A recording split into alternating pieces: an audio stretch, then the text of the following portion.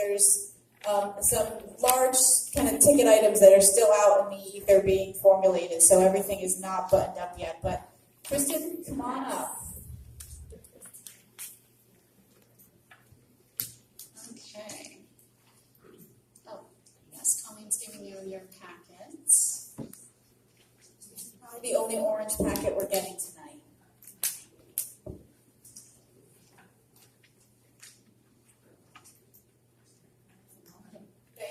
Can we give an extra one for Priscilla? Sure. Thanks. Just give an extra to Ryan and have it at the office. Thank you. Okay. Thank you so much for having us this evening. For those of you who don't know who I am, I'm Kristen Tumway, the Vice Chair of the Winthrop School Committee.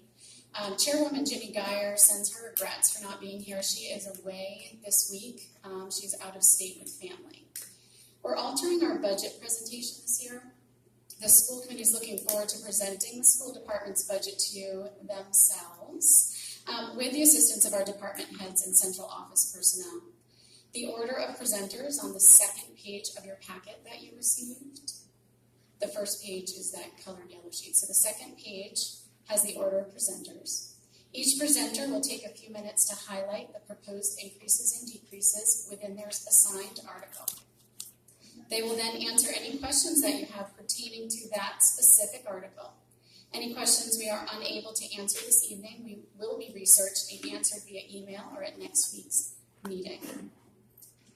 The Winthrop Public School District has a reputation of educational excellence and our town as an exceptional place to raise a family. 5 years ago, the district addressed the community's desire for a strategic plan to ensure our school district was moving towards being the best school district in the state of Maine.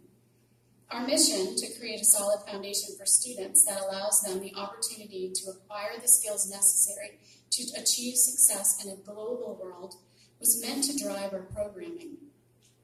The current operating budget, as well as the proposed operating budget being presented to you this evening, both do not meet the needs of the district, nor does it allow for the goals in our strategic plan to be met. Every year, our budget process begins with the administrators submitting to the superintendent their operational needs. In order to achieve a budget of $10,900,000, those needs have been reduced by roughly $250,000. This is the third year that the school department has operated its pre-K through 12th grade programming at that budget level. The current financial situation of our town makes this a reality for every department in Winthrop. So tonight, the school committee, like every other town department, is presenting to you a flat budget aside from the uncontrollable increases. The uncontrollable increases as relate to the school committee are insurance increases, contracted salary increases, and heating oil increases. The budget we are about to present to you is not final, nor has it been voted on by the school committee, as we are still negotiating in good faith with the teachers, central office staff, and some administrators. And next in your packet is the budget articles. And since I am presenting Article 1, we will move on to that.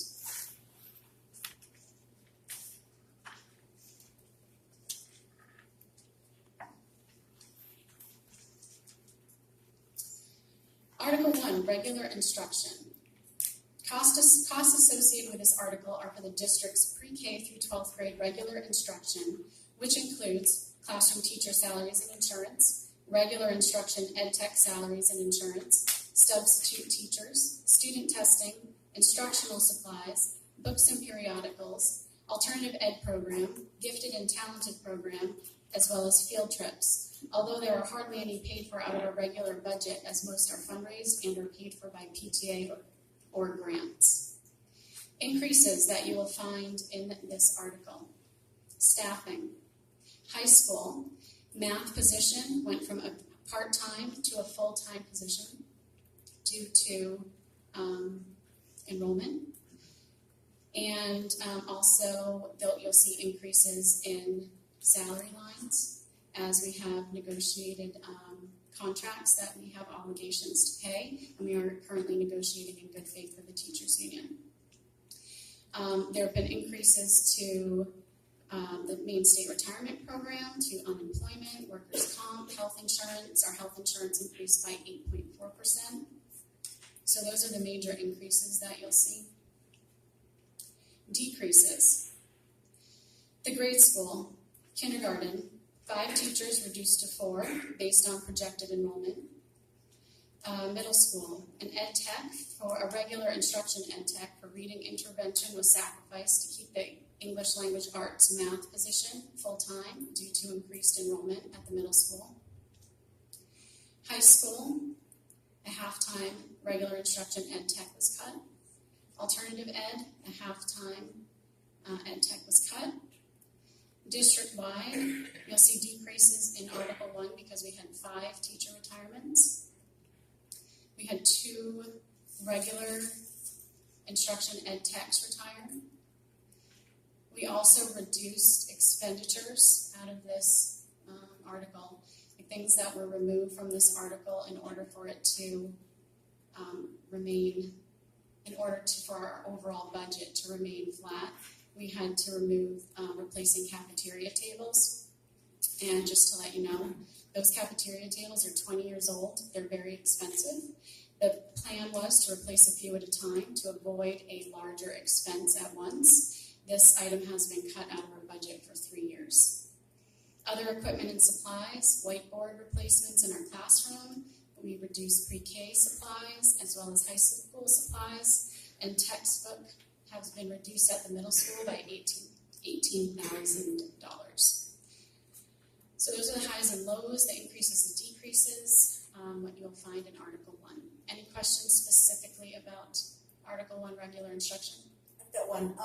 On the retirements and the staff leaving, are there other costs associated in terms of benefits or payouts that are in other areas that aren't represented in those like salary lines, or is that all in those same figures? That's all in the article itself. So if you look on page 1, you have retirement payout on page 1, line 4. And so then that is for grade school K through 5. And so then as it's in the applicable staffing area, it will be in there. Great, thank you. Anything else? Go ahead. So you reduced 5 to 4. Can you go over how many individual state techs you got rid of? We didn't, okay, the cut ones, the cut positions, not the retirements, okay. So, middle school ed tech, for reading intervention, that was one of the retirements, and that retirement is not being replaced because we needed to keep that ELA math position full-time. And then at the high school, we had a regular instruction half-time ed tech cut. The alternative ed program had a half-time ed tech.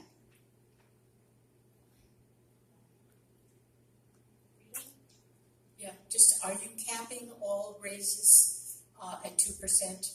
We are negotiating in good faith, and so there is not a cap Okay. on raises. Good point, thank you. And just so that you know that our teacher salary scale is the lowest in the state. That is a goal of our school board to rectify that. So we have cut in other areas of our budget in order to remain flat, but we need to increase that, we need to do something. We found last year when we were trying to replace retirements or resignations that we were having a hard time finding people who would accept our offer of employment because they would be taking such a significant cut in pay.